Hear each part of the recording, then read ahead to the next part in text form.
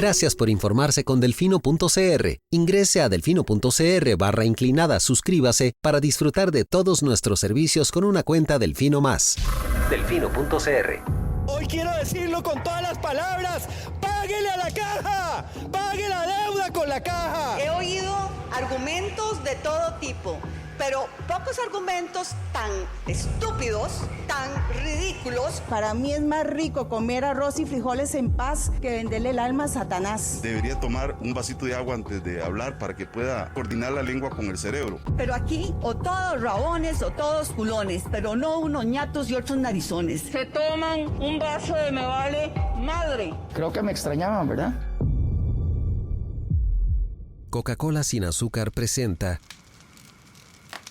Curul en llamas, cubriendo y sufriendo la Asamblea Legislativa, porque alguien tiene que hacerlo. Hola queridos suscriptores de Delfino.cr, bienvenidos a un nuevo programa de Curul en Llamas, el podcast semanal donde les comentamos los temas más relevantes e irrelevantes de la Asamblea Legislativa. Les saluda Luis Madrigal desde el 2 de septiembre del 2022, como siempre en compañía de... May, espero que todas y todos estén bien. Los temas para esta semana: vamos a hablar de por qué decimos que no hay oposición en la Asamblea Legislativa, de por qué el proyecto sobre discriminación basada en género que recibió su primer debate esta semana sin los votos de una fracción en específico. Vamos a hablar también de los discursos que se dieron en Limón durante las celebraciones y la sesión especial que se realizó en esa provincia. Y vamos a hablar también del presupuesto nacional que fue entregado por el Poder Ejecutivo el 1 de septiembre como corresponde. O sea, ayer, exacto. Correcto. Sí, empecemos por qué. Y aquí una nota, paréntesis, comentario, asterisco. ¿Por qué decimos que no hay oposición antes de que la gente del Frente Amplio se resienta? Lo cual tienden a hacer en redes sociales frecuentemente. Y nos referimos específicamente a que, siendo que hay 5 fracciones de oposición y siendo que son 47 las curules de oposición en la Asamblea Legislativa, no podemos darnos por satisfechos con que haya una única fracción que esté haciendo lo que puede en temas de oposición y que 6 de 57 congresistas sean de oposición. Es que ni en los momentos donde Liberación tenía el mayor control de la Asamblea Legislativa, legislaba con solo 6 opositores. Entonces, ese es el paréntesis introductorio para todas las personas que se puedan sentir ofendidas por el titular de esta semana. Ellas saben quiénes serán. Este es además el comentario para que cuando lo critiquen en redes sociales sin hablar, poder decirles: escuchen los primeros 2 minutos. Okay. Habiendo dicho esto, decimos que no hay oposición porque, como mencionábamos la semana pasada, y tengo que decir que nunca había estado tan equivocado en mi vida, nunca había estado tan equivocado. Dijimos, el audio que se filtró del señor vicepresidente al presidente de la República, donde confiesa lo que en apariencia son delitos electorales, claramente esto tendrá que ser verificado en un juzgado posteriormente, pero lo que hay son claros indicios de... En realidad yo aquí aplico a confesión de parte o relevo de prueba. Exactamente. Pero bueno, dijimos, este tema no lo vamos a hablar a fondo porque asumimos que la Asamblea Legislativa se encargará de hablar largo y tendido la próxima semana. Para eso es que existe la oposición y esperamos que la próxima semana se discuta el tema. Bueno, nada, ni media palabra. Cantidad de menciones sobre el audio en la Asamblea Legislativa durante esta semana, 0. 0. Y no solo eso, es que ya no solo es que se salió un supuesto audio, es que como todas las personas que no viven debajo de una piedra saben, el propio presidente y el vicepresidente salieron a admitir la veracidad del audio. Después de que terminamos de grabar, a los minutos, Casa Presidencial mandó una declaración del presidente Chávez, en la que al final aparece el vicepresidente Brunner junto a él, reconociendo la veracidad del audio, diciendo que se lo robaron de forma ilegal, que yo no entiendo cómo hay robos de forma legal, pero bueno.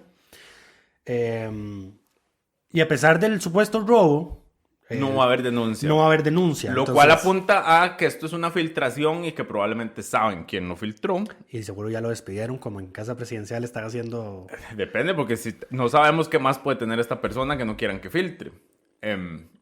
Pero, a ver, si era un mensaje que se envía del vicepresidente, entonces tesorero del partido, al presidente, entonces candidato presidencial, solo en esos dos aparatos debería estar. A menos de que se le hubieran reenviado a alguien más, o a menos de que haya terceras personas que tengan acceso a ese teléfono, a esos teléfonos, y pudieran haberse reenviado una serie de chats importantes. No sería raro, en todo caso. Me parece que es normal que el presidente o el vicepresidente deleguen hasta la firma de documentos con su firma digital. Sí, pero... Lo del teléfono, me parece que con mucha más razón posiblemente lo suelten. Estoy seguro que ahora en adelante no lo van a soltar, a menos naturalmente que se tratara de una filtración a propósito, lo cual me parece una estrategia muy extraña. Me parece extraño porque, como dijimos, el audio es prácticamente una confesión de que hubo financiamiento ilegal. Y de que ambos estaban enterados del financiamiento ilegal. Entonces... que es lo más importante, porque una cosa es que pase y se pueda decir, yo no sabía nada. Otra cosa es que se reconozca que cuando está sucediendo estaban enterados de lo que estaba pasando. Incluso Brunner llega a decir una frase de, es que esos... Yo ya no puedo decir que no sé. Y esos activos están contaminados. O sea, claramente hay hermoso eufemismo para decir que algo es ilegal. Hay un conocimiento de lo que está sucediendo y un conocimiento además de la ilegalidad de lo que está sucediendo. A ver, sí, porque en el audio se tratan 3 temas. El primero, y aquí es donde queremos, digamos, dejar claro algo que May explicó muy bien en su cuenta de Twitter. Y es que con la declaración que sale el presidente el viernes, con Brunner, ellos apelan a que la gente no entiende este tema para decir todo está bien y aquí no hay ninguna legalidad. Y el audio comprueba que todo está bien. Y eso no es así. Porque en primer lugar está el tema de Bernal Jiménez, el apellido ahorita se me escapa, pero no es el Bernal Jiménez liberacionista, es otro Bernal Jiménez. El arrocero. Ajá. Ese Bernal Jiménez había hecho, al parecer, una donación a la campaña de la presidencia de Rodrigo Chávez. Casi digo Rodrigo Arias, imagínate. A la campaña de Rodrigo Chávez. Pero resulta y acontece que el Partido Progreso Social Democrático registró esa donación como compra de bonos. Correcto. Eso es, digamos, de todo lo que hay en el audio, eso es lo menos. Menos problemático. Sí, pero en lo que yo quería, digamos, hacer énfasis en esto es el por qué hicieron eso. Porque Brunner abiertamente lo dice en el audio, lo reconocen. A ver, no querían que saliera como el mayor donante. Correcto, no querían que saliera en prensa como una de las personas con más plata, que donó más plata al Partido Progreso. Exacto. Entonces lo pusieron... Además porque está todo el tema del arroz de por medio, un importador de arroz. A ver, y entonces le dicen, Don Bernal está reclamando que por favor lo pasemos de nuevo a donaciones porque esa es su voluntad. Entonces yo no tengo problema porque si lo hacemos, esto va a salir hasta después de las elecciones, hasta después de la segunda ronda. Correcto. Entonces, no le veo ningún problema. Entonces, había una decisión previa, deliberada, para ocultar información. Correcto. De donantes. Ajá, de donantes, y para inducir error. Correcto. Entonces, punto número 1. El punto número 2 es un poquito más grande, prácticamente que es prácticamente todo el audio. Tiene que ver con el fideicomiso. Tiene que ver con el fideicomiso y sí, con el fideicomiso. Las platas del fideicomiso y las cosas que aquí se es aquí donde está la confesión. Con el fideicomiso, porque entonces ellos dicen es que esos activos que se compraron no podemos pasarlos porque ya están contaminados y ya es público que están contaminados. ¿Y por qué están contaminados? Porque resulta y acontece que a ese fideicomiso que financió parte de la campaña de Chávez donaron personas jurídicas y personas extranjeras, ambas prohibidas por nuestro código electoral expresamente y con sanciones a quienes permitan y reciban ese tipo de donaciones. Que van de 2 a 6 años de cárcel, me parece. Ajá. Entonces ahí es donde Brunner dice, yo ya no puedo decir que no sé de esto. No puedo alegar ignorancia porque es público y notorio. En todo caso no podría alegar ignorancia en ningún caso, pero ya no podría en ese momento porque ya se estaba publicando en prensa de que había un fideicomiso presuntamente financiando ilegalmente la campaña de Chávez. Pero lo otro también que él menciona expresamente es que dice, no tenemos que hacer nada con el fideicomiso porque el tribunal no sabe nada de esto y no tienen por qué enterarse de esto. Yo creo que Entonces, de nuevo, ahí repite lo que alguien más le dice, no son las palabras de él, sino que hace referencia a un tercero que se llama Roger. Ajá, y dice, Roger lo que dice es que esto lo dejemos ir porque él lo que recomienda es, aquí abro comillas. Exacto, gracias. Él lo que recomienda es hacer nada de nada, no hacer lista, no hacer traslados, no hacer nada. En este momento el tribunal no sabe nada de eso y realmente no hay que reportar tampoco los activos porque la compra de activos no es redimible, cierro comillas, y ahí sigue la declaración. Correcto. Entonces lo que quiere decir es que esos activos no los vamos a reportar, lo cual tienen que reportar porque es parte de su flujo, digamos, no de negocio, pero de caja. De caja. Ajá. No de caja, pero digamos, de sus cosas, de sus bienes. Sí. Aunque no sean redimibles. O y sea, lo no otro- pueden recibir reembolso por esas cosas. Sí, lo que el tribunal reconoce es la depreciación. Correcto. Porque Y es que- habían comprado computadoras, una refrigeradora, y en todos habían gastado como en 15 millones. algo así. Ahora, lo que la gente dice, lo que la gente que no sabe del tema dice es como, bueno, pero es que esas cosas igual no se iban a reembolsar, entonces no son fondos públicos. Ese no es el problema, porque también sabemos que el fideicomiso pagó gastos directos del partido, como el alquiler del local, servicios profesionales y demás, que sí. Y además, aquí hay un detalle que había salido en una investigación de La Nación, me parece, que señalaba que el principal donante del fideicomiso, después el Partido Progreso Social Democrático registró esas donaciones, las pasó como donaciones al partido y no al fideicomiso, cuando él solo donó al fideicomiso. ¿Quién Ahí es eso? Frank Loeb, el que es financista, El que banquero. tiene apellido de langosta. Exacto. No sé por qué langosta, pero... Lobster. Ah, ok. Así es como me acuerdo de él. Ok, pero bueno, entonces que incluso hubo movimientos entre el fideicomiso y donaciones que se habían hecho al fideicomiso que se pasaron a donaciones del partido para poder hacerlas redimibles sin el tránsito por el fideicomiso. Entonces, bueno, ante lo otro- todas... Ah, bueno, Y dale. lo otro es que se revela lo que ya es harto conocido, que Progreso Social Democrático fue un partido taxi para Rodrigo Chávez. Eso no es revelación, digamos. No, pues eso es la confirmación, digamos, por eso digo, una confirmación de lo que ya todos sabíamos. ¿Por qué? Porque luego de exponer todo este tema del manejo ilegal con el fideicomiso, Brunner dice que él ha estado tratando todo el día de contactar a Luz Mari. Luz Mari es Luz Mari Alpizar, La diputada y presidenta del presidenta de partido. Progreso Social Democrático y diputada. Y dice que Luz Mari no le contesta las llamadas ni le contesta los mensajes, entonces le dice a Chávez, yo no sé qué va a hacer ella. ¿Ok? Claro, porque ella puede denunciar. Ahí estaba todavía en posibilidad de denunciarlos a ellos. Correcto. Y ahora está involucrada porque ella era miembro del comité ejecutivo y las sanciones pesan también sobre todo el comité ejecutivo. Ajá, pero entonces ahí es donde él dice, la recomendación es hacer absolutamente nada. Ellos, el tribunal, no saben que existen esos activos ni tienen por qué enterarse. Esos activos tenían que pasar a nombre del partido, o eso era lo que querían hacer, pero después se dan cuenta que son platas contaminadas, pero ya para ahí la torta estaba hecha, digamos. Correcto. Y lo otro es que revela que, digamos, la relación entre Progreso y Chávez estaba en alitas de cucaracha. Entre el partido y el candidato. Porque dicen, ¿por qué? Porque resulta acontece que lo que comenta Brunner es que en el manejo de las platas de la campaña había, digamos, 4 caciques. 3 caciques y alguien patito. Los 3 caciques eran Choreco, que Chureco es el jefe de campaña. el jefe de campaña y que es asesor de Rodrigo Chávez.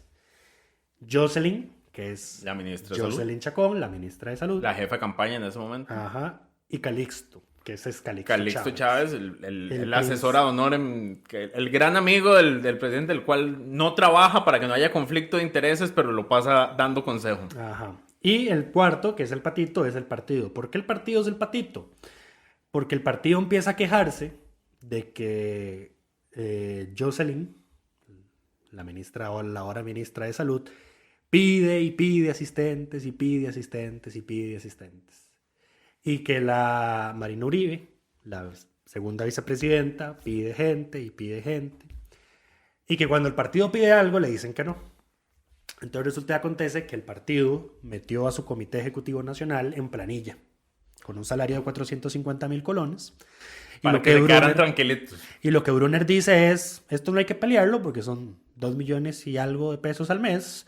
Y si eso es lo que se necesita para mantener lo que nos queda de comunicación con el partido, pues me parece que es un precio, digamos, aceptable. Y entonces ahí en el resto del audio exponen un despelote de platas, que Calixto pide banderas. Sí, eso ya son que detalles. Se gastan platas. Esa A parte ver, del audio es irrelevante. Porque Brunner es el tesorero del partido.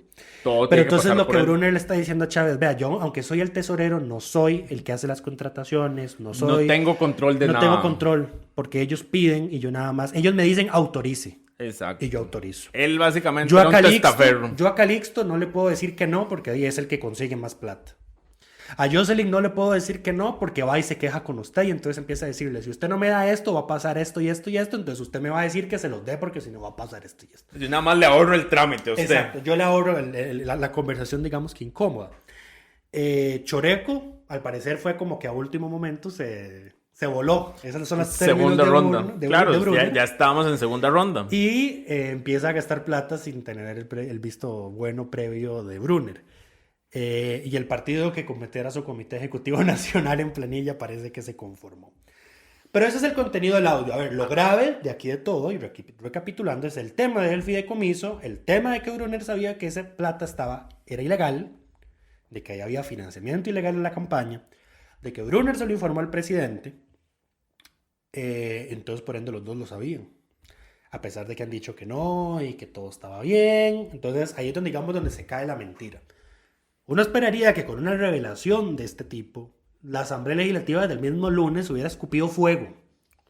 Pero como nada. hacían en el pasado, Como digamos. hacían en el pasado. Correcto. Pero no, es que... Pero aquí... nada, es que de verdad nada. Man, no hubo dijeron nada. Y bueno, y aquí, retomando algo que habíamos hablado, y yo creo que esto tiene también mucho que ver con la dinámica de esta Asamblea Legislativa, y ya Rodrigo Arias lo había mencionado, y es que estos debates reglados que están, este control político que están haciendo no es control político porque cada quien llega ya con su temita de su proyectico que presentó para ayudarle a la escuela en no sé dónde, y hablar de ese tema específicamente y de su nicho y no meterse con los temas país que están sucediendo. Entonces, cuando uno oye ¿cuánto es? 1 hora, 30 minutos de control político, ya ni sé cuánto dura 30 eso. minutos. Los miércoles es más, ¿no?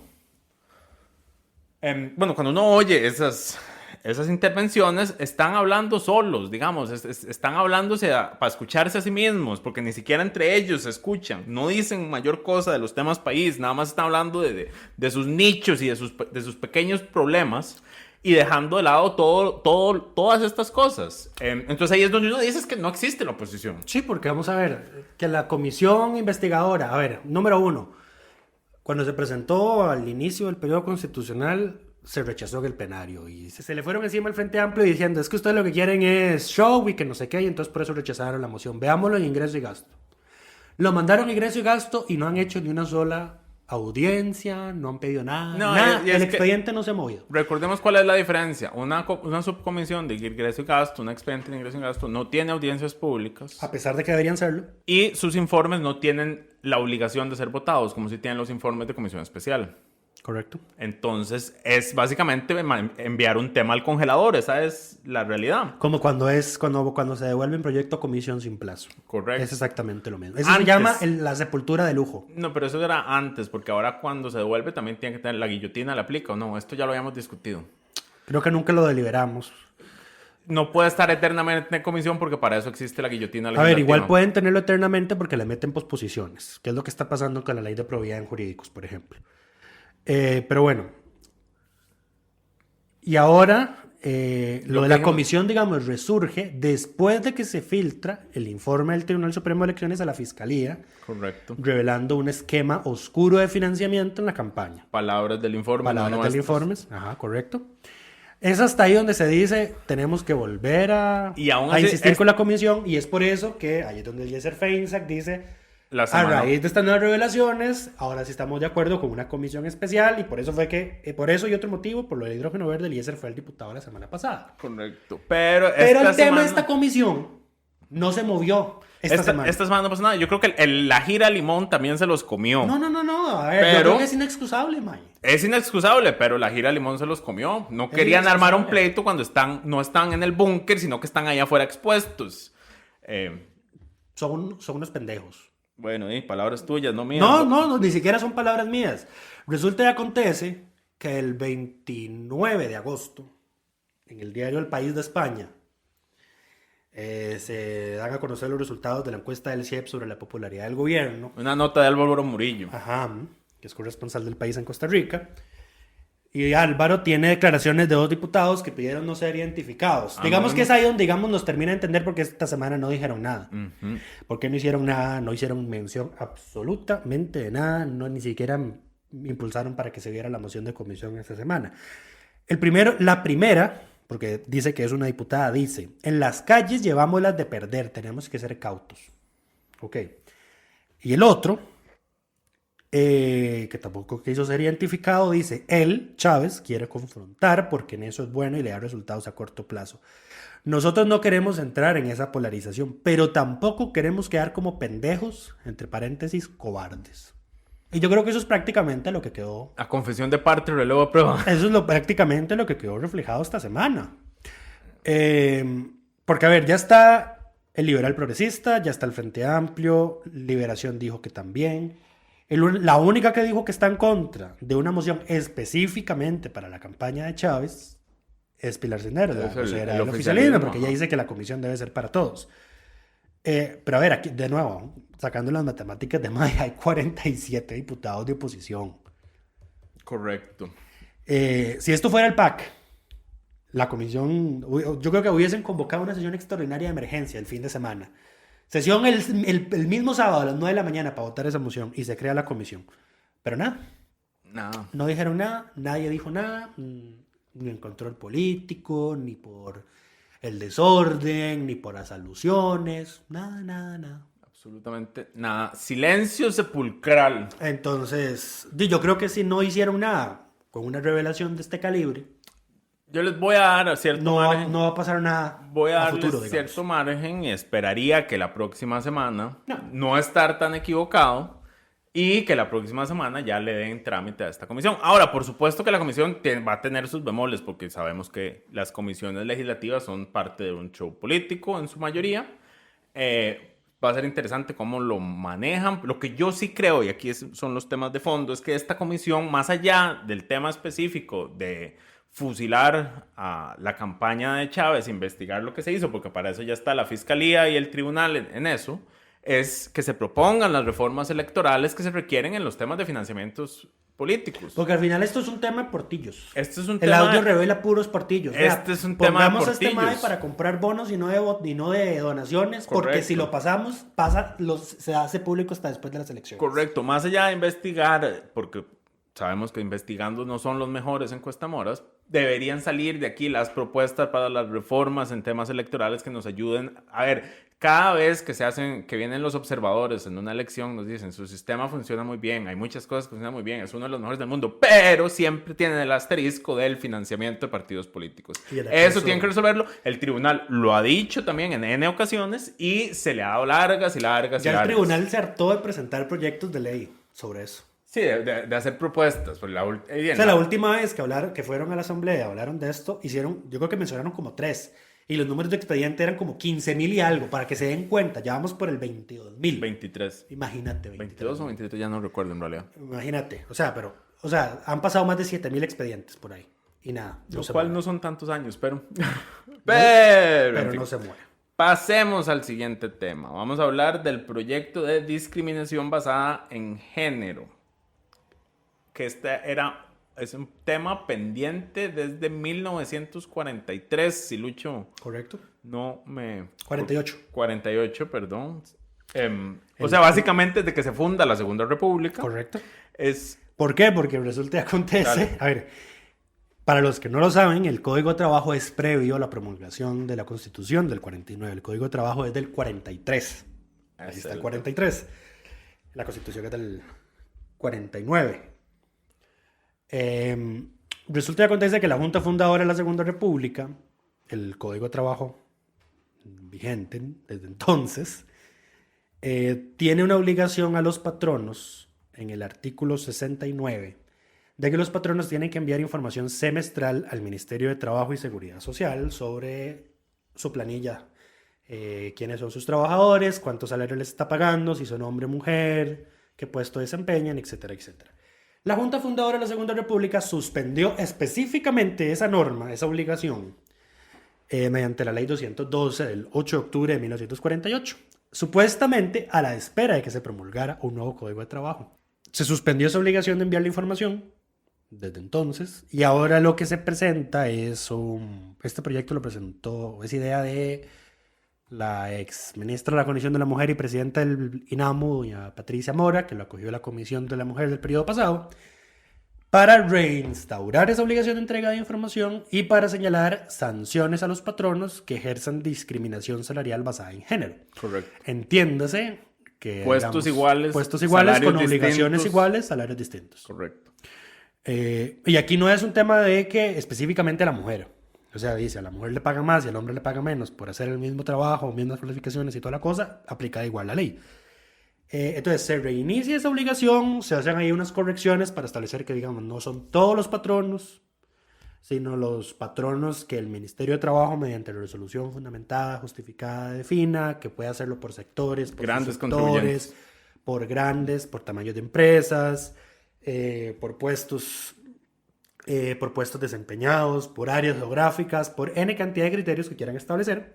Entonces esos son los patronos que van a estar obligados a enviar esa información en enero y en julio. Y se actualizan las multas, porque resulta y acontece que el Código de Trabajo, como está hoy, dice que la multa por no enviar esa información es de 50 y 100 colones.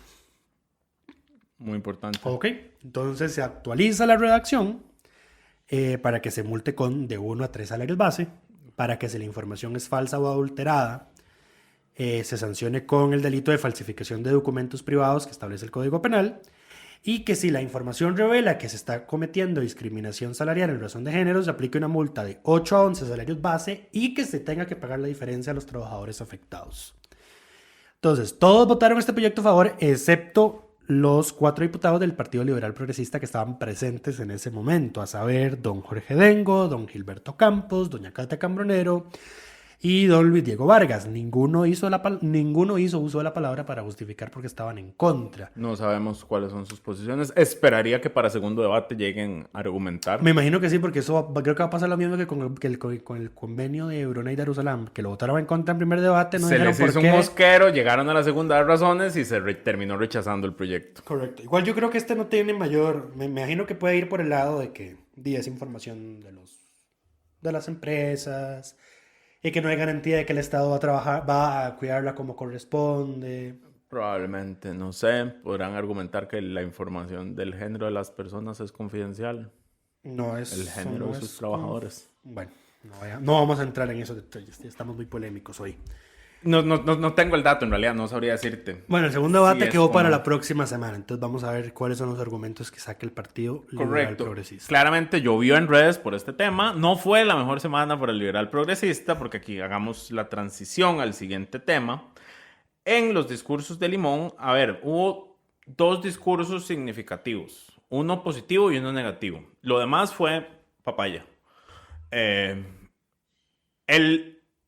Empecemos por lo malo esta vez. El negativo fue la fracción. Y aquí, paréntesis. Las dinámicas de los discursos fueron interesantes porque también hablan de las dinámicas dentro de los partidos. Cómo se distribuyen en el tiempo las fracciones. Por ejemplo, la mayoría, si no me equivoco, que tienen diputados en Limón, pues la Liberación le dio el tiempo a sus diputados de Limón y ellos se hicieron cargo. Don Rodrigo Arias, como presidente, había hablado antes. Entonces, digamos que el partido que murió. La unidad fue... Doña María Marta. María Marta y... Daniela Rojas. Don Daniela, que es la jefa de fracción, que esa es una dinámica, digamos... María Marta es limonense y es la subjefa. Doña Daniela es... La jefa de fracción. La jefa de fracción, pero no es de Limón. Correcto, no, ella es de Alajuela. Después... Y además algo muy interesante, perdón, del PUSC, es que los demás diputados que no estaban haciendo uso de la palabra se pararon detrás de ellas. Correcto, mostrando un mensaje de unidad. Correcto. Como vi un día estos en redes sociales, un spot diciendo todos unidad. Y yo, claro, unidad excepto... Ya estamos viendo ya estamos viendo Ya empezó la campaña 2026. No, el efecto del llamado a la unidad de Juan Carlos Hidalgo. Yo les iba a decir como, claro, unidad excepto cuando hay que votar voto público. Ahí sí te me dividís, pero bueno. Seguimos. En Progreso Social Democrático hablaron como 4 diputados, ninguno de Limón porque no tienen. Pero a mí lo que me llama la atención es como claramente hay una fracción en el partido porque todo el mundo quiere hablar. Y no habló Pilar. Dato curioso. Exacto. De nuevo, dinámicas extrañas. En el Frente Amplio habló Rocío, si no me equivoco, que fue ella la que se le asignó el tema. El Frente no tiene diputaciones de Limón. Nueva República habló Fabricio como jefe de fracción y después habló la diputada de Limón, doña Rosalía Brown, que tuvo la participación positiva, que vamos a comentar después. Y por último, cerró, tras de todo fue el cierre, así como para terminar mal, cerró por parte del Liberal Progresista Eliezer Feinsack. Solo él habló como jefe de fracción y decidió salirse del discurso que llevaba preparado, lo cual le jugó en contra, porque se le salió un poco su su teoría de vida, básicamente, que ha quedado reflejada en distintos momentos, que es que el pobre es pobre porque quiere. Eso es lo que Eliezer piensa, eso es lo que el liberal progresista piensa. Lo han dejado en evidencia en múltiples ocasiones, y es que se le sale porque es su punto de partida, digamos. Entonces él se echa todo un discurso. A ver, que aquí se le criticó por dos lados. Una, porque hizo referencia a que en Limón se trabaja 24/7, pero él claramente no estaba haciendo referencia a una explotación laboral, sino a que se trabaja en todas las jornadas. Las 3 jornadas de ley. Y además no estaba hablando desde él, sino le estaba contando una anécdota de que alguien le dijo que... Estaba contando... A ver, él trabajó en CINDE. Ajá, y llevó convenció a un inversionista cubano-estadounidense de llevar inversión a Limón para una mueblería, si no me equivoco. Ajá. Y entonces el inversionista le dice, es que en Limón, yo aquí muy contento porque es muy feliz porque trabaja 24/7. Tengo el puerto aquí nomás. Ajá. Conseguimos trabajadores para las 3 jornadas. Correcto. Y mi mercadería llega en menos de una semana a Miami. Algo así fue lo que dijo, pero bueno, él citando a los otros hace la referencia y claramente le llovió por la explotación laboral. Claro, contextualicemos, en medio de la discusión de las jornadas 4/3, es claramente un inoportuno, digamos, para las personas que están en contra de las jornadas, nosotros incluidos que estamos en contra de esas jornadas, por inconstitucionales, además.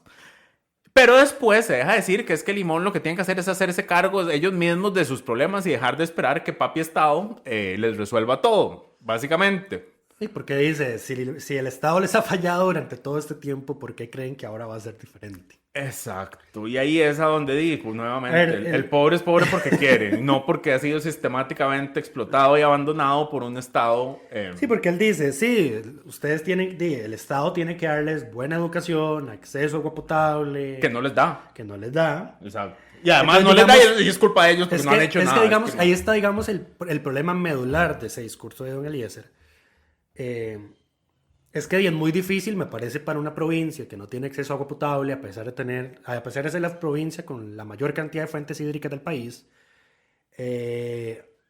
con sistemas de educación paupérrimos a nivel nacional, pero naturalmente profundizados en las zonas rurales.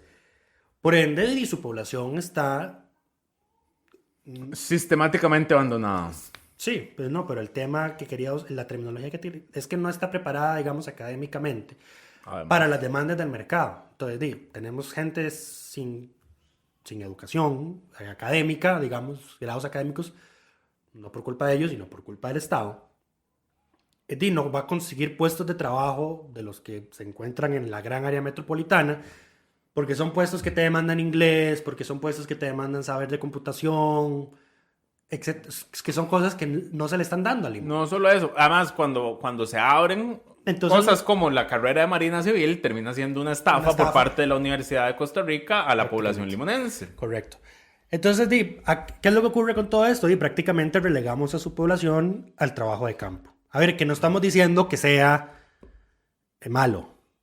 Alguien tiene que hacerlo. Exactamente. Alguien tiene que hacerlo, pero no esperaría la soberanía alimentaria pasa por tener trabajadores de campo. Correcto, pero no la tenemos, no existe tampoco. Eso pero el tema es qué agricultura se desarrolla en Limón. No es solo qué agricultura, el tema es en qué condiciones trabajan esas personas de campo. Por eso. Porque además luego está intrínseco, digamos. Cuando están expuestas a agroquímicos que además les afectan la salud y demás. A ver, si Limón no tiene agua, este carajo que quiere, que la gente, ellos mismos hagan el acueducto. Sí, porque por ejemplo, yo iba con mi padrastro era comerciante de ropa y electrodomésticos. Íbamos a Limón, a las bananeras de Limón y Serapiquí, todos esos lados. Putica, uno iba en el carro, veía a la gente, a los trabajadores de las bananeras cortando las matas y poniéndolos en los carriles de los que se amarran a la cintura para correr y llevarlos hasta la planta donde los procesan. Y arriba tenían una avioneta tirándoles agroquímicos. Exacto. Oiga, y usted veía las quebradillas, las quebradas que... Brillando de químico. Oiga, no es una exageración, y es en serio, brillan de la cantidad de agroquímicos que tienen, no solo las bananeras, porque es bananera y piñera, ¿verdad? Las quebradas arcoíris, que son los malos arcoíris. Entonces, naturalmente ves al montón de trabajadores con quemaduras por agroquímicos. Enfermos, con problemas de salud crónicos. Yo no sé cuántos años tiene la gente afectada por el bromacil. ¿Nemagón? El nemagón, perdón, sí, el nemagón, pidiendo una indemnización al INSS. Varios proyectos. N cantidad de veces. a la Asamblea Legislativa a pedir que les aprueben esa ley. Hay varios nunca proyectos se les en ha esa aprobado. línea y nunca pasan. Ese es igual que el proyecto para la gente que vive en zonas clasificadas como especiales. Es una herramienta para politiquear, solo que a estos no les dan nada. Es la promesa de que sí, esta vez sí lo vamos a sacar y nunca ocurre. Entonces, digamos, ahí está el problema. Pero bueno, Porque don Eliezer llega con toda la experiencia y dice, es que yo vine a Limón por primera vez a trabajar. Sí, muy bonito, ¿verdad? trabajar con Y Cinde, a qué trabajar lindo, con Cinde. tras de todo. El VIP del Estado. A trabajar con Cine. Entonces, sí, ahí es donde está lo completamente desatinado del discurso, porque está hablando desde dos realidades distintas. Correcto. y Está no se hablando desde ubica. su realidad de como una persona ya educada, que no es de Limón, llegó a Limón a trabajar para una promotora de inversión extranjera y logró traerse a un inversionista extranjero contra la gente que no tiene acceso a educación de calidad, que no tiene acceso a agua potable, que para ir a una escuela a recibir educación tiene que ir a 3 lugares distintos. Porque por sí mismo, la escuela por sí misma, esa escuela no puede albergar todos los cursos que se dan. Entonces dice, es muy difícil. A ver, aquí te quiero mencionar algo. Don Rodrigo Arias, porque fue el primero que habló, él tuvo más cuidado al decir, es prácticamente igual a lo que uno dijo don esperaría Eliezer. que con semejante colmillo no vaya a caer así tan fácil. Porque si ustedes leen o escuchan el discurso de Rodrigo, él prácticamente dijo lo mismo que Eliezer, pero él se cuidó con las palabras que dijo. Porque Eliezer lo que le dice es, limonenses, ustedes tienen que agarrar el sartén por el mango. Tienen que hacerse dueños de su propio destino y que no sé qué. Porque el Estado les ha fallado. Así que no deberían por qué esperar que el Estado les vaya a resolver ahora. Tienen que exigirle, sí, pero no hay ninguna garantía de que esta vez el Estado sí les va a cumplir. Don Rodrigo Arias lo que dijo es, ustedes tienen que hacerse dueños de su propio destino y el resto del país les va a seguir en el camino que escojan seguir. Entonces, naturalmente fue menos polémico. Correcto. Pero eso fue lo de Limón. Pero intervención Eso fue lo de Eliezer. Sí. La intervención positiva que queríamos rescatar fue la de la diputada de Nueva República, Rosalía Brown Young. Lucho. Doña Rosalía... Doña Rosalía es una mujer limonense, de Limón Centro, empezamos por ahí. Limonense de cepa. Exacto, afrocostarricense, que empezó su discurso diciendo, bueno, es que a mí nadie me ayudó a subir o a bajar, digamos. Algo estaba haciendo referencia Yo al no entendí podio. ese reclamo. Yo tampoco, pero era más una referencia de que nosotras en Limón estamos acostumbradas a trabajar por nuestra cuenta. Y esto es interesante porque ella dice todo esto antes de el otro discurso. Sí. Y entonces ella dice, más bien, nosotros estamos acostumbrados a salir adelante por nuestra cuenta, a hacernos cargo porque el Estado nos ha abandonado. Y ustedes vienen aquí cada año a hablar y a no hacer nada. Exacto. Abro comillas. Todas estas habladas que se han dado a través del tiempo con falsas promesas, palabras bonitas, estadísticas que se dicen, pero al momento de cumplir no han cumplido. El pueblo de Limón está reclamando por qué Habdeba quebró. Están reclamando y tienen su derecho. Vienen muchos políticos a decir bla, bla, bla, pero quebraron Habdeba. Dejaron a Limón sin comida, dejaron a nuestros jóvenes abandonados en la calle, quebraron a Habdeba, ya es suficiente de hablar, admitan que quebraron Habdeba. Hubo mucho énfasis en el tema de Habdeba.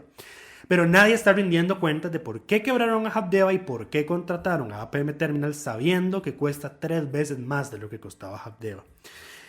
Y lo otro que ella reclama es que, como todos sabemos, APM Terminals paga un canon a Habdeba. Desde que empezó a funcionar, creo que es $1 millón al año. Un poco más, que me parece. Imagínate. No recuerdo. Inversión. Esos recursos tienen que usarse en proyectos de desarrollo de Limón. Correcto. Pero ¿qué es lo que al parecer ha ocurrido, según doña Rosalía? Que los alcaldes de los cantones de la provincia de Limón plantean sus propuestas de qué hacer con esa plata y les dicen que no. Entonces ella reclama. Hay un fideicomiso, me parece. Entonces ella reclama que Limón no tiene derecho a la plata que produce. Exacto. No, y esto lleva años. Sí, yo creo que fuiste vos el que dijo que si Limón decidiera independizarse nos cobraría N cantidad de plata. No, suena como algo que yo diría, no, pero alguien lo dijo. Créditos a quien corresponda. Alguien dijo que si Limón decidiera independizarse... Y nos cobrara por usar el puerto, nos saldría carísimo. No solo el puerto, por Limón pasan el 80% de las importaciones y las exportaciones de Costa Rica. Y por eso es el puerto. Y la 32 y toda la cosa. Pues llegar al puerto. Pero para que lo tengamos ahí en Sí, cuenta. no, es cierto. Entonces, al digamos. final, vea, ¿y por qué yo a doña Rosalía la impuse como diputada de la semana? No tengo ningún problema en reconocerlo. ¿Por qué? Porque me parece, creo que cuando fueron a Guanacaste hubo una diputación que también dijo lo mismo. Aquí vienen a puro bla, bla, bla. Es lo de siempre con la clase política cuando tiene el gesto de ir a sesionar o hacer actos políticos a las provincias costeras. Siempre lo mismo. Sí. Necesitamos esto, necesitamos y cada lo vez otro. están peor. Y siempre están peor, exactamente. O sea, no por nada las provincias costeras tienen los niveles de abstencionismo más altos, tienen los niveles de desarrollo humano más altos, siempre son los cantones que salen más bajos en los índices de desarrollo municipal, de desarrollo humano. Sí, y póngale. O sea, a ver, pero el caso de Limón es que, digamos, es crítico. O sea, es el colmo en materia de agua, que siendo la provincia que más fuentes de agua tiene, su población no tenga acceso a agua potable.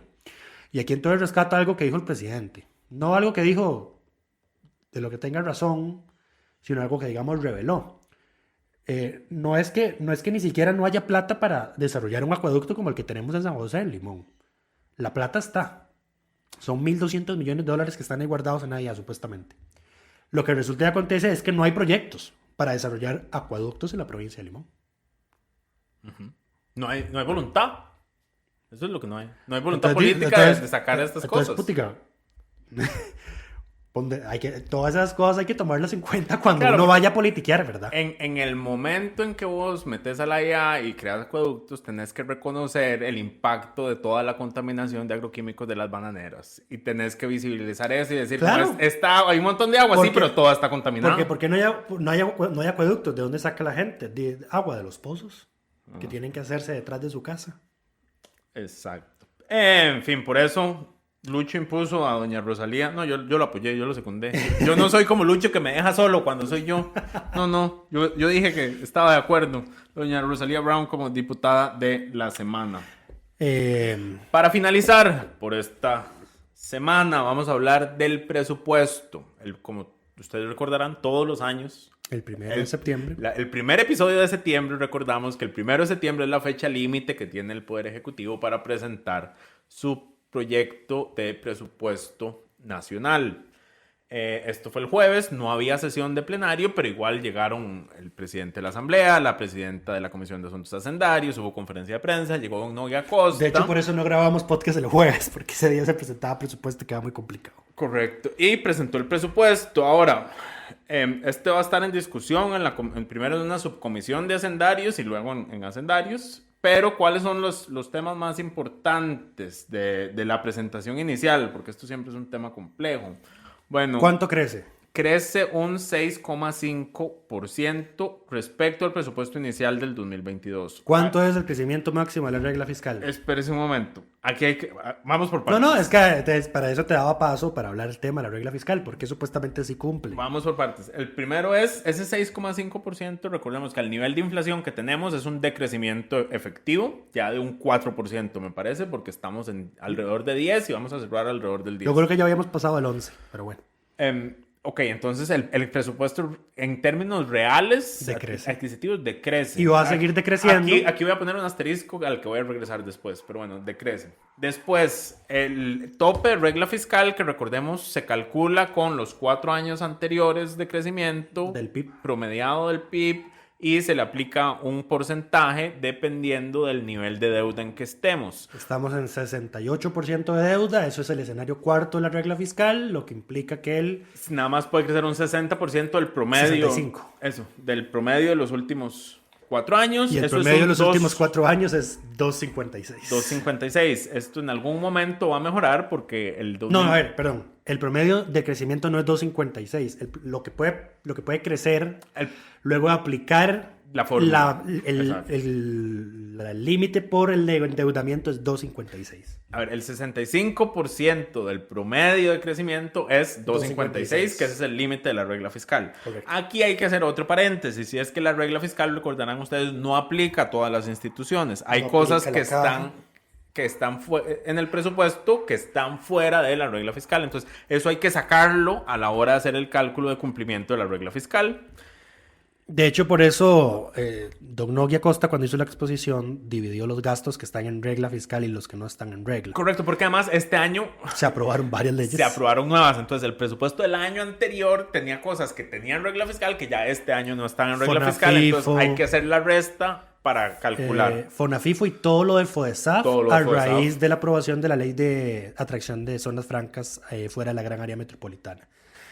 Entonces, el gasto total sujeto a regla fiscal pasa de 8,08 billones de colones a 8,29 billones. Lo cual es un crecimiento de 2.55, si no me equivoco. 56. 56. Y los gastos corrientes sujetos a regla fiscal pasan de 7,68 billones a 7,87 billones y eso crece 2,55. Ahora, aquí el gobierno está Ahora, jugando voy. con fuego. Aquí Suave. otras cosas que no entran en regla fiscal son la amortización de deuda.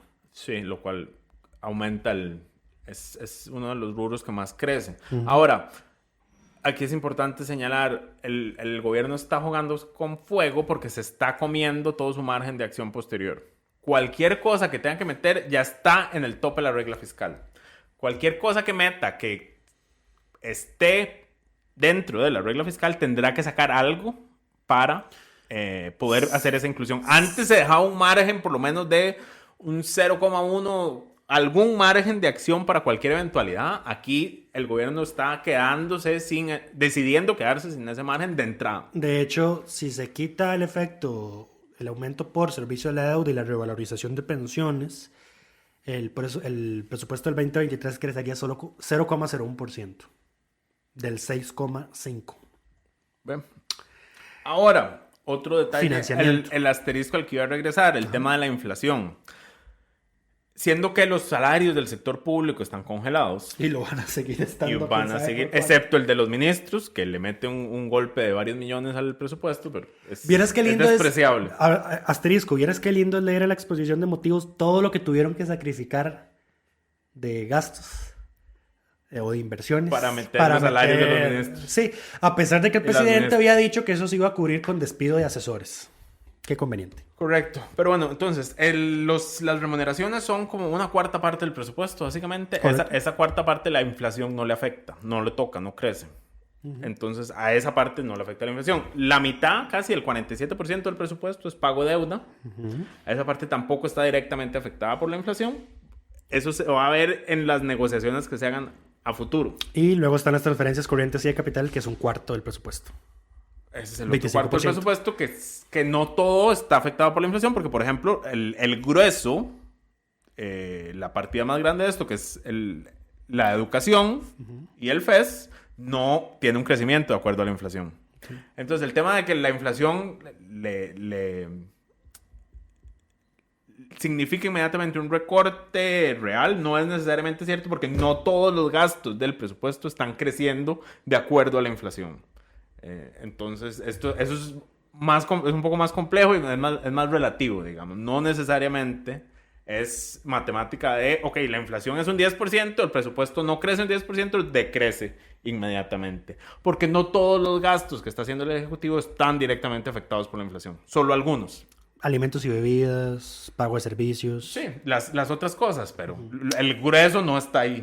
No está ahí afectado por inflación. Ya te entendí, sí, ya te entendí. Lo otro que había que mencionar y que me parece a mí lo más significativo de este presupuesto es que el financiamiento pasa a ser 40% con endeudamiento. Esto es una mejora de casi un 10% en relación a hace 2 años. Estás exagerando un poquito, es un 7%. Hace 2 años, dije, Lucho. Ah, ok. Sí, no al año anterior, sino hace 2020, si no me equivoco, estábamos 50-50. 50-50. Básicamente. Ahorita ya estamos 40-60. Es una mejora significativa en el origen del financiamiento del presupuesto. No por eso, no en vano, se proyecta que va a haber un superávit primario, o sea, sin contar la deuda, que la deuda es lo que nos consume. Del 1.3% del PIB para 2000... No, era... A junio de este año, Hacienda estimaba que teníamos un superávit primario. Un déficit primario del 1.3. Vamos a tener un superávit No, del un 1. superávit primario. Eso. Porque el compromiso con el Fondo Monetario era 0,7. Entonces, vamos bien. El balance de cierre de año proyectado es un déficit del 1% primario, financiero del 6%. para 2023 es tener superávit primario del 1,5 y un déficit financiero del 3,7, es decir, casi la mitad del déficit financiero del 2022. Correcto. Ahora, otro dato importante de contexto es que justo el día que se presenta el presupuesto sale la Contraloría con un informe a recordar o a señalar lo que ya habíamos dicho de que el decreto de Rodrigo Chávez que flexibilizó la regla fiscal. Palabras de doña Pilar Cisneros, no nuestras. Correcto. Lo que hizo fue aumentar el gasto total en un 11,61% cuando el límite era 1,96%. Sí, el gasto corriente ya creció 3,07 y el gasto total ya creció 11,61. Exacto. Y eso, yo creo que la Contraloría había ido al contencioso a solicitar una medida cautelar que no se le ha dado. Sí, de hecho yo lo he revisado a cada rato todos los días. Y el juez tiene el expediente listo para emitir el fallo, pero no lo ha emitido. Ahí está. De hecho, voy a revisar por una última vez mientras seguís avanzando en el tema. Pero bueno, no, con el presupuesto es eso. En términos generales, casi que todos los ministerios pierden. A ver, si lo tomamos en cuenta por inflación, todos decrecen, digamos. Pero ya hiciste la explicación de por qué eso no es así. Todos excepto Presidencia, que crece un 7,6%. Sí, eso es interesante. Queremos saber por qué. El Ministerio de Hacienda crece 54,9%, sí, pero eso es porque Hacienda va a aumentar su capitalización al CAF, correcto, a la Corporación Andina de Fomento, para tener acceso a líneas de crédito a tasas de interés más bajas. En caso que se requieran próximamente. Estoy seguro que las van a requerir. Pero digamos, las instituciones que crecen, no estamos tomando en cuenta inflación. Los títulos presupuestarios que crecen: servicio de la deuda 14,9% respecto al 2022, pensiones 0,7%, Ministerio de Trabajo y Seguridad Social 2,4%, Poder Judicial 2,3%, MOP 1.2, Ministerio de Hacienda 54.5, Ministerio de Gobernación y Policía 2.9, Ministerio de la Presidencia 7.6 y el Ministerio de Vivienda y Asentamientos Humanos 0.4. Aquí un detalle, estas 5 cosas, las primeras 5, Servicio de la Deuda, Ministerio de Educación Pública, pensiones, Ministerio de Trabajo y Seguridad Social y Poder Judicial son el 85% del presupuesto total. Son los gastos rígidos. Son el 85% del presupuesto total. O sea, ahí es donde está. Lo demás básicamente es despreciable. Sí. En términos de presupuesto. Porque deuda es 46.7. MEP es del 20,6 del presupuesto. Pensiones es el 9.2, que me parece que ha ido bajando porque antes estaba en 10. Ministerio de Trabajo es el 4.8. Y el Poder Judicial es el 3,9, que también tiene presupuesto constitucional. Sí. Garantía constitucional sobre su presupuesto. Pero bueno, eso es, hablaremos más del tema. Solo que en realidad el Poder Judicial debería ser, creo que es el 5% de lo que le debería darse, pero no se le da. No estoy seguro de qué es lo que dice lo que dice la Constitución sobre el presupuesto del Poder Judicial. Correcto. Pero bueno. Un segundo, entonces. Del presupuesto seguiremos hablando en los próximos días. Ya vimos algunas cositas, como por ejemplo, se está recortando la plata para Sensinais. Me llamó súper la atención que en el párrafo, en la sección de la exposición de motivos sobre el Ministerio de Salud, dice, de ahí tuvimos que recortar en Sensinai para subir la partida de alimentación y bebidas. De los propios Sensinai. Y claro, la inflación. Eso es un impacto directo de la inflación. Todas las partidas de alimentación y bebidas van a subir. Tuvimos que... ¿qué fue lo otro? Algo que vi por ahí es que Hacienda no le va a dar al Bambi toda la plata que va a recaudar por el impuesto solidario a las casas de lujo. Lo cual, en el escenario de regla fiscal que estamos, lo pueden hacer. De 5,000 y pico de millones solo le va a dar como 600. Eso fue, digamos, a grandes rasgos lo que vi. Viene naturalmente la partida... Bueno, no, la partida no... El contenido presupuestario para reconocer el incremento salarial a ministros y a viceministros. Y eso es... ¿qué más podemos mencionar sobre el presupuesto? Las fechas fatales, porque yo creo que aquí siempre se olvida. Siempre se olvida que lo del tema el presupuesto es todo un tema complejo en la Asamblea y yo creo que no hay año en el que no haya despelote. El informe de subcomisión tiene que estar presentado a Senarios el 1 de octubre. Yo esperaría que este año sin oposición no va a haber mayor tema. Bueno, ya Nueva República dijo que está disconforme porque no se aumenta el gasto social. Luego, el informe de subcomisión tiene que estar presentado el 1 de octubre. La comisión tiene tiempo de presentar mociones hasta el 15 de octubre. El dictamen tiene que estar el 20 de octubre. Los dictámenes tienen que haberse enviado a plenario el 25 de octubre. El plenario tiene que votar el proyecto en primer debate el 27 de noviembre. Y tiene que estar definitivamente aprobado a más tardar el 30 de noviembre, porque por disposición constitucional, artículo 178, el presupuesto ordinario de la República no puede rechazarse. Vamos a esperar naturalmente los informes que haga la Contraloría sobre esto, porque me imagino que los cálculos de regla fiscal que hizo el gobierno son con base en su decreto. No, ahorita no es problema. En este momento va a ser posterior. Digamos, a ver, lo que hace el decreto del Poder Ejecutivo es... Presupuestado versus presupuestado y ejecutado versus ejecutado. No, presupuestado. Así es como debería ser, Ajá. exacto. Lo que hace el Poder Ejecutivo es mantener el crecimiento sobre lo presupuestado. Entonces, al momento de presupuestar no es problema, es al momento de ejecutar. Eso es lo que ha señalado la Contraloría. Nos queda... No, temas varios, me parece que seguían. No, ya estamos en realidad. No, temas varios. Se aprobó en segundo debate la ley para exceptuar la regla fiscal al servicio de emergencias 911, que esperamos que el gobierno vete porque la bancada oficialista lo votó en contra, bajo el argumento de que ya el presidente emitió un decreto que flexibiliza la regla fiscal. Yo no... A ver, es que no podemos augurar cómo va a resolver el contencioso. Pero si el contencioso resuelve en contra del decreto y lo suspende, y vetaron esta ley, se les va a hacer tremendo churuco. Sí, a ver, tercer presupuesto extraordinario que está en trámite. Hay temas sensibles donde hay un serio desfinanciamiento, específicamente servicio exterior, no tienen plata para pagar sus alquileres. Pero ya esa fue la justificación para emitir el decreto. Aún así no les da. Vienen en el presupuesto extraordinario recursos adicionales para esto, porque no hay plata, porque el tipo de cambio en su momento más alto se comió un montón de esa plata. Y bueno. Ya bajó y ahora está volviendo a subir, ya están 660 y pico otra vez. Ya está más razonable para todas aquellas personas que tienen gastos en dólares, pero ingresos en colones. Uh-huh.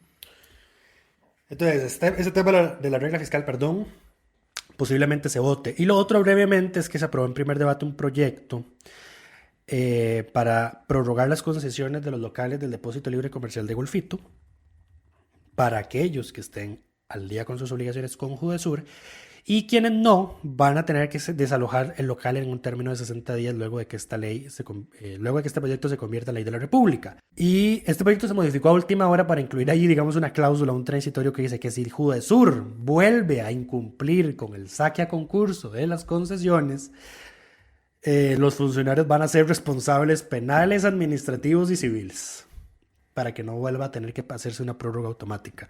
Esa prórroga automática va a ser de 3 años, a partir del 6 de mayo del 2024. Y entonces las concesiones que se prorroguen hasta el 6 de mayo del 2027 tienen que sacarse a concurso dentro de un plazo de 12 meses antes de que se venza el plazo, bajo pena de responsabilidad penal, administrativa y civil. Y eso es todo por esta semana, me parece. La próxima semana se los da. No, suave. Hay un tema vario que se nos había olvidado y no hemos mencionado. Es que don Luis Manuel se va de vacaciones del 15 de octubre al 5 de noviembre. A ver, de vacaciones suena como que voy a andar en la playa. ¿Vas a estar fuera del país? Eso no son vacaciones. Vacaciones. No. Se nos va de vacaciones este muchacho, no va a estar trabajando, lo cual, por supuesto, significa que la cobertura de la Asamblea Legislativa se verá mermada, ya que me tocará a mí hacerme cargo de eso. Pero bueno, esperamos que no sesionen en las mañanas en esas 3 semanas. Pero a lo que queríamos mencionar es que para los episodios del 21 de octubre, 28 de octubre y 4 de noviembre, que Luis me abandona, tenemos que ver qué resolvemos. Entonces, si hay algún diputado o alguna diputada que escucha este programa y le gustaría participar en esos días, puede contactarnos escribiendo a may@delfino.cr. La otra opción que tenemos es que Diego y yo hagamos el programa. Ya eso lo hicimos una vez cuando vos te fuiste. Eso lo hicimos una única vez. Alemania. El problema es que implica que yo le explique a Diego todo lo que pasó en la semana antes del programa. Sí, porque aquella vez solo yo hablé. Exacto. Entonces esa tampoco es una opción. Y la otra opción que había dicho Diego era invitar a ex congresistas, a gente de la pasada Asamblea Legislativa que quisiera venir a comentar esa semana conmigo. De una vez le giro la invitación a Paola Vega, que sé que siempre nos escucha, que venga a ayudarte. Esa sería una opción. Estamos valorando, pero bueno, lo dicho, si hay congresistas o ex congresistas escuchando el programa que quisieran participar en esas 3 fechas, repito, el 21 de octubre, 28 de octubre y 4 de noviembre, me pueden escribir a may@delfino.cr, es MAY. Y ahora sí, con ese anuncio, esperamos que todas y todos estén bien y nos escuchamos la próxima semana. Coca-Cola sin azúcar presentó Curul en llamas, cubriendo y sufriendo la Asamblea Legislativa, porque alguien tiene que hacerlo.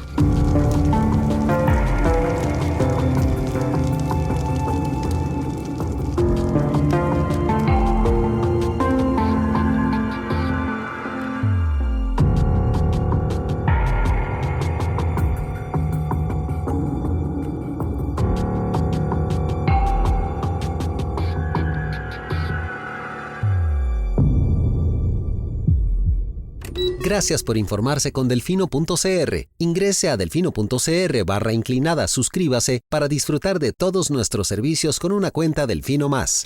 Delfino.cr